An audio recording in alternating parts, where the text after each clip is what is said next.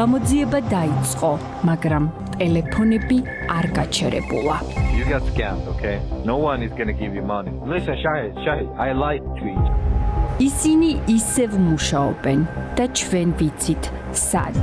ეს არის სტუდია მონიტორის გამომძიებელი ჟურნალისტების მიერ მომზადებული რეზონანსული საგამოძიებო რეპორტაჟის ფრაგმენტები.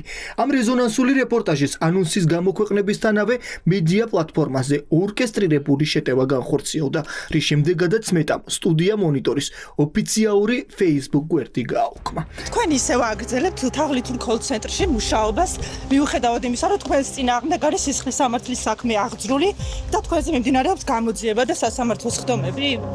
მედია პლატფორმის გვერდზე გამთავსებული რეზონანსული რეპორტაჟის ანონსიდან დგინდება, რომ სტუდია მონიტორის გუნდის მიერ მომზადებული ახალი რეზონანსული ჟურნალისტური გამოძიება საქართველოში მოქმედ ეგრეთ წოდებულ კოლ-ცენტრებსა და თაღლითურ სქემებს ეხება.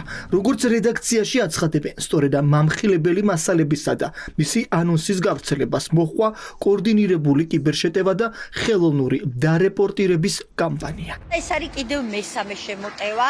მე ვფიქრობ, რომ ყველა ეს შემოტევა უკავშირდება ჩვენი ჟურნალისტური გამოძიების შინაარსს და ვფიქრობ, რომ ეს ადამიანები, ვისაც ეხება, რაღაცა ახალი მეთოდები ისწავლეს მათ ჩვენთან ბრძოლის და ჩვენთან გამკლავების. ეხლა უნდა დაიდოს მალე კამერებთან დაკავშირებით ჟურნალისტური გამოძიება და უკვე დადებული იყო ანონსი და სავარაუდოდ ეს მესამე შემოტევა მაგას უკავშირდება. ჩნდება კითხვა, ვის არ აწყობდა კოლ-ცენტრების შესახებ მომზადებული რეპორტაჟის გასაჯარავება. მედია პლატფორმის წარმომადგენლები ამბობენ, რომ ეს ქმედებები პირდაპირ კავშირშია მათ მიერ მომზადებულ მაღალი საზოგადოებრივი ინტერესის მქონე თემებთან. შეტევა არის კარგად ორგანიზებული მონიტორის წინააღმდეგ. დოეთიდან არის მაგალითად ერთ-ერთი რეპორტი შემოსული და დარწმუნებული ვარ, რომ იმ ადამიანმა, ვინც ეს რეპორტი გააგზავნა, ფული აიღო ისე, რომ არ გაუგია ვინ არის ამ ყველაფრის უკან, რა თქმა უნდა, ხო? რა თქმა უნდა, ეს არის იმ ადამიანების ინტერესებში, ვიზეთ ჩვენ ჟურნალისტურ გამოძიებას ვამზადებთ. და არა მარტო მათ. რა თქმა უნდა, გულისხმობ ხელისუფლებასაც, გულისხმობ კოლ-ცენტრსაც.